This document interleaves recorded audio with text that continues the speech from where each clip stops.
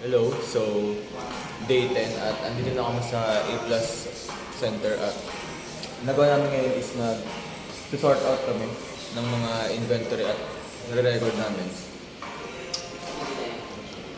So as you can see, kaya try namin silang isakto. Ayan, itong mga to sa kanilang mga designated. Then ibabalik namin sila. Kasi as of now is medyo naka-jumble-jumble yan. Kaya nahirapan kaming i-track or i-record yung mga parts. Yun.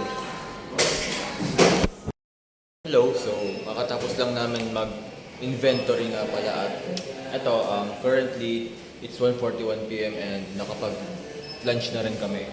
Ngayon, we're just trying to figure out how to manage yung WordPress, like setting up yung account doon para magamit na namin siya para sa pag-hosting ng Roborhythm.